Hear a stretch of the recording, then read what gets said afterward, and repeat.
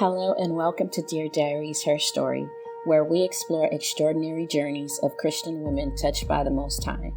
I'm your host, Rosa B. Theoc, and in each episode we'll uncover stories of faith, resilience, and the undeniable presence of God in everyday life.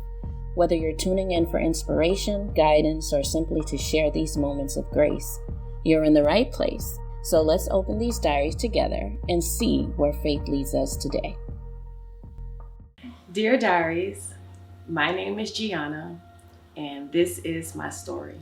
I left my mom's home at 18, going to college, not really understanding everything about life and what was out there, only what mom gave me, and that was just love. And I went out there and my heart was open, and I was just sharing all that love that I had within me.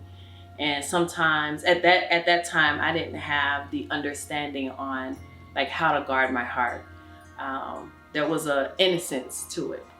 So I went out there. I was like, I'm going to start my own life. I'm going to do my own thing. I always had this like mindset of like the American dream. I'm going to get married. I'm going to have a family. We're going to do good in school. We're going to both graduate. He's going to have this really good job, and so am I. And we're going to be, this prestigious family, and we're just going to have it all. So I married my daughter's father, Marconi Steele, at the age of 18. When my mom found out, I think she flipped. Well, I know she flipped. Wow. Yes, the marriage certificate went to her house. It didn't even come to me. So when it came, she opened it. Because she was like, courthouse, what happened? She opened it. And so she started to read it, and she called me and she was like, what happened? Why didn't you tell us? How could you go get married and not tell anyone? And I was like, well, Mom, I love him. And, we got married, and I wanted to help him as well. Because if I didn't marry him, then he would have to go back to his country. Because he was on an I-9 visa. He was on a student visa. We ended up getting married. I was young. I always used to say, if I knew then what I knew now, we probably could have worked it out. But we ended up staying married for 7 years, but it was like a solid 5. The last 2 we were kind of separated, but he wasn't a bad guy. He was a good guy. He wasn't bad. He never cheated on me. I never had any of those problems. It was just, we were both immature. I would have to say that. I think it was just an immaturity there, and not really truly understanding what it takes to make a marriage work. We ended up divorcing, departing, and going on our own ways. I was probably single, dating for maybe a year or so, and then I ended up meeting my second husband. This gentleman was 17 years older than I was. Yes. So what I didn't get in the first marriage, I looked for in the second. So I was looking for provision. So he was older. He was more settled financially. He could provide. And that's what I didn't have in the first. So in the first, I had like love, true love, first love, we could conquer the world kind of love. But I didn't get the things that I was imagining, that American dream. It didn't result in that white picket fence around that beautiful house that we were supposed to get and stuff. So I was searching for provision. I didn't want to be in lack. I wanted to be taken care of. And that was what he was offering. Sometimes we can want something so bad that we ignore every red flag in front of us. Every red flag. He had 10 children from 10 different women. I think we were like dating for that year. Now, I had a woman come and approach me to tell me that they had been in a relationship for 2 years. So I was like, wait a minute, 2 years, I'm a year, And he's talking about marriage. So I'm confused. I was very confused. And I approached him about it. Like, all this was just going on. I approached him about it. He denied it. Oh, this lady is crazy. She's this, she's that. And I wanted it so bad. I wanted the provision. I wanted those things that it was like, even though I may have known deep down within myself that what he was saying was so false or it was a lie, I still received it. I accepted it. It was almost like I got to a point within myself where it was like I was competing with the other woman to say, like, I'm gonna win him and not you. When I look back on it now, it's like, what was I thinking? What was I doing? I should have known my worth. I was so much more than that. That was, my second marriage. And then after that, it was like, I kind of wanted to take a break. Mm-hmm. I was like, I chose to the first husband and the second husband. And I was dating and I was looking and searching so much. I even got on a dating website. I did the dating website. But I knew I had to be careful because, everyone will forewarn you. You have some people, they're just fishing to look for someone for the one night stand. You have some that are actually serious. And then you have some that, they're just on there, So I actually ended up meeting a couple of guys. I met one and he ended up being a nurse. And it was funny because when I told him the line of work I was in, he was like, we can't proceed because he had a marijuana problem. Oh. Yes. So I was like, he was like, I'm going to respect you. He's like, I like you and everything, but we can't proceed. And that's a habit I'm not willing to drop right now. So I was like, no, that's fine. I thank you for your honesty. Yeah. Thank you for your honesty. And then another gentleman that I met, he was a teacher. He was from Mississippi and he played football for the University of Mississippi in his days, I should say. He was teaching at, I think, Charles Flanagan High School.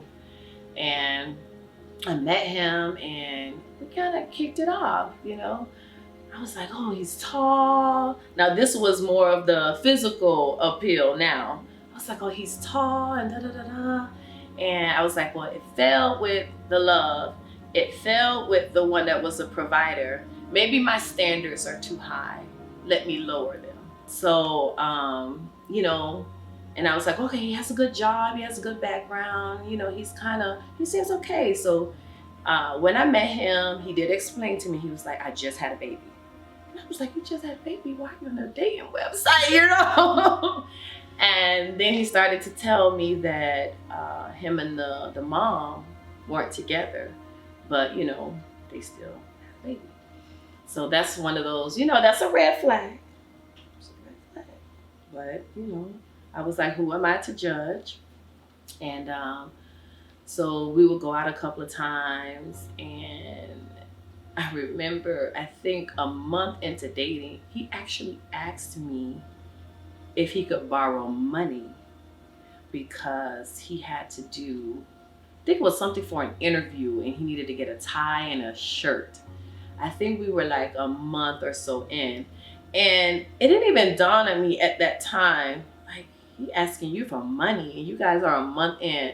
I was just like, I'm just such a giving person. I was just like, oh, sure, no problem. You can borrow it, just make sure you give it back. So I gave him the money so, he could do that. And then it became a pattern. Then it was like, oh, I need money so I could buy Pampers for my baby. And then I need money so I could do this. And but at that time, we were like deep in the relationship. I think we were like 4 months in. And by month 5, he had actually we were cohabitating. So, and I don't even know what I was thinking at that time. I just think I wanted to be loved and to be in some type of relationship. And it was not that I wasn't loved, because my parents loved me. My brother loves me. It was just something that was going on in my mind, and something unbeknownst to me at that time. So I'm in this relationship with this guy. We're like a year in, and I get a phone call from this woman who starts to tell me that she had been dating him for a couple of months, and she couldn't figure out why all of a sudden he couldn't come over her house at nighttime anymore. She thought that was strange and odd. Well, that happened because I changed my shift. Yes, because I used to work overnight, and then I went to the afternoon shift. So I then realized that I had been dating this guy for a whole year, but within that year, while I was working at night, he was out and about, staying over other women's houses, talking to other women, sleeping with other women. I didn't even get the fullness of the degree of it until I was actually willing to leave my job. I hadn't already like packed all my stuff and sent it to Texas, because he wanted to go back to Texas. I was gonna leave my job, relocate. I was doing interviews. I was traveling back and forth from Texas to Florida. And another young lady who lives in Texas, I noticed the pattern on the phone bill. Like things were merged with us by this time, because we're like almost 2 years now. But I noticed the number all the time. So I called the number, and it was a young lady. She knew of me, but I didn't know of her. So, I was like, he's in a relationship, and blah, blah. She's like, okay. Like, okay, you're telling me this. I guess in her mind, she's like, well, if he's in a relationship, why is he talking to me? Why is he spending time with me? Why is he coming over to my house? So at that time, I was heartbroken. I remember when I first came to the ministry that I'm at now, and they would push us to like pray, like to just step out and pray. And I was like, I don't really know how to pray. Like, how do I pray? And this gentleman that I'm talking about now, his mother, she had actually gave me my first journal, like my first prayer diary. Mm-hmm. And she wrote a beautiful message inside. And I didn't even think of it, but I was writing in it. And when I went back to look in it, I was praying, and I didn't even realize that I was praying. So it's like that verse in the Bible that says, train your child up in the ways of the Lord, that even if they depart, they will come back. So this is why I was having one of these moments where I was thanking my mom for everything that she's done. Because even though I was in the world, what she planted in me was still there, and it was showing in that diary. It was showing because God was exposing and revealing. It was like he was protecting me and preserving me, because everything came out. There was nothing I didn't know. It came to a point where he just confessed everything from day one. I didn't even have to ask. And I know it was God that did everything. So, of course, I then made the decision that this relationship has to come to an end. I was heartbroken over that as well. So after that, I think I was on a pause for a little bit, but I was still dating. And then I met this gentleman at my job. This was probably like a year and a half later. And I was like, I'm not going to date any officers. I'm not going to date. I want to do something completely different. I'm not going to judge by looks and appearance. And I'm just going to try to keep an open mind. So I met this gentleman, and he was not an officer. He was like a social worker. So I'm thinking, okay, this is a social worker. I shouldn't have any problems. I shouldn't have to dig deep or try to find out if he's married, if he's with this person. I'm not going to have that issue, because this is a social worker. I love the line. Yeah. I'm like, this is a social worker. So we're dating, and he's really nice. He wines and dines. His girls are older. He had one that was about the same age as mine. I think we were like a few months in that relationship, and we decided to, and it was beneficial for both of us. I was looking to get into a place, and so was he. So we decided to cohabitate, and we ended up renting a house together. And that benefited him because then his daughters could come and visit, and then my daughter would have, you know, girls within her age range that she could kind of spend time with. I believe we were like 2 to 3 months in, and a side of him, this was while we were living together, that revealed itself that I was not aware of. It just took me by surprise. I think one day I came home from work, and he had been drinking, but he had been drinking a lot. You know, he had did this like ran the bath water type of thing, had rose petals all over the place and wine, but I kind of wasn't in it. I can't remember exactly what happened, but I was upset from something that had happened earlier throughout that day, and that was just his way of, I guess, trying to make up for it. So I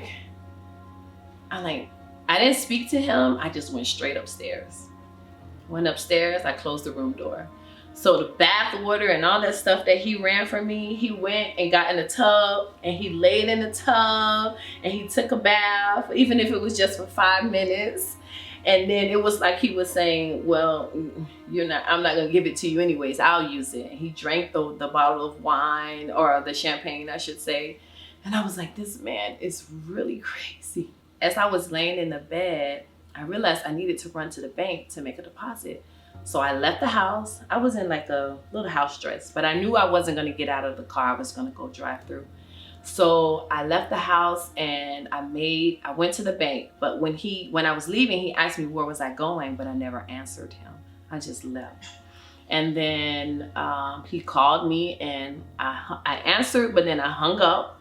And I think I was gone for maybe 9 minutes. The bank was literally down the street. And when I came back to the house and I opened the door was barricaded. I was like, what the heck is going on? So I'm pushing the door open, and I realized that the glass tables and everything, they were broken. The furniture was all pushed up to the doors, like the doors were barricaded. And when I walk in the house, I'm like, what's going on? And he's yelling and screaming. He's like, when I called you, you supposed to answer, and I asked you where you were going. And then he started talking about, what man did you go see? I'm like, in 9 minutes, I went to go see a man? Like, what the heck? So that ended up turning out to be like a really bad fight. He took all my clothes in the closet. He threw them down the stairs. Everything that belonged to me, he threw it down the stairs. But the first thing he took was my cell phone. He threw it, and it was underneath everything. He threw the brand new TV. He took the TV off the wall. He threw it down the stairs, to the point he started to go to my daughter's room and push her furniture down the stairs. And I had just bought, we just got in the house. I had just bought all these things. And I was like, can you please just stop? Like, stop. So he goes, if you want me to stop, you're gonna have to shoot me. And he literally took my gun that was in its case and threw it at me. He took a wrought iron chair that you would put in the bathroom, and he threw it at me. Like, not a small fling, I'm talking about a fling. So, I was just trying to get him to stop, and I'm in the closet, and we're fighting, and like, he hit me one real good time. And that was one of those hits where I'm like, okay, this is a man and I'm a woman, and I'm gonna have to stop. I'm like, I can't even call the police because my cell phone was at the bottom of the pile and everything was on top of it. And I was like, okay, I have a house phone, but where's the house phone? The house phone had got thrown and slung underneath the dresser. So I was on the ground, like, looking for the house phone, and I found it, and I called the police, and I was like, please send help.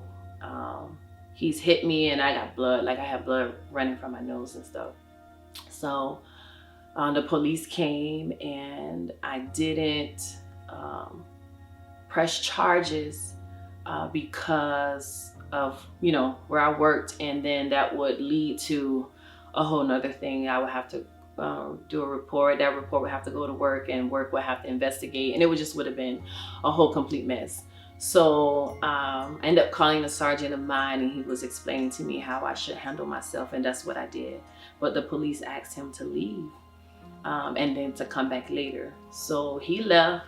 I changed the alarm codes. I changed everything. And he came back that morning, and I remember laying in the bed, and when I heard the alarm go off, I had never felt fear like that before. Like, I know how women, at that time I said to myself, I know what it feels. I can understand. I can relate now to a woman that says they were in an abusive relationship. Like, that was fear. Like, I sat up in the bed with the light on. It took me hours to fall asleep. I think by the time I fell asleep, that's when he was coming in. And I jumped up out of the bed, and I could just feel fear all over me. I didn't even know what to do or how to conduct myself. I had never experienced anything like that before in my life. It was very traumatic, and it was very scary, because you just never know the outcome. When someone says shoot me, or that's the only way you're going to get me to stop, and they have like a murderous mindset or tendencies, because now they're distributing it or displaying it, and they're battling or dealing with anger. You don't know what the outcome is going to be. But from that moment, I realized that this wasn't the first time. This was something he had done before. I actually ended up not going to work for a week because, I'm fair complexion. I had bruises all over my body.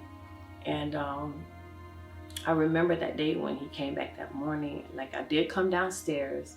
To glory be to God that my daughter happened to be spending the weekend with my parents.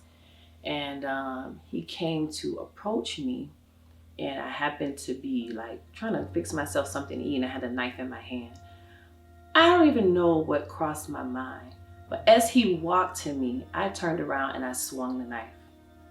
And I was like, please don't come near me. I had that much fear in me that I was like, I didn't know what he was capable of. Even if he approached me in a sincere way, even if it was humble, if it was subtle, as far as I was concerned, what I just experienced, it constituted me swinging a knife. Yeah, so that was like 3 months in. I was like, whoa, we still have this house that we just rented, and we stayed there. Yep, the two of us stayed there until the lease finished. Yep, I stayed in one room, he stayed in another room, and my daughter stayed in her room. And we stayed there until the lease finished. And then he moved out and I remained. Now I say all this because, I got married at 18. I got divorced. I got married again. And then I got divorced. That relationship was infidelity, cheating on both ends. So I'm guilty as well. Totally out of character for me. And then, there were several relationships afterwards. But I say all that is, you have to really pay attention to what is the driving force. What is driving you into the arms of this man? What is driving you into the arms of this man? I came to the revelation afterwards that I was dealing with a level of falsehood that was gone. I was dealing with my wants, and my wants was driving me into certain relationships. I want this, and I would even deceive myself, even tell myself a story, lie to myself. So I was in self-deception as well. Oh, it'll be okay. I was making excuses or justifying. Oh, this happened, but it'll be okay. And this was with each relationship.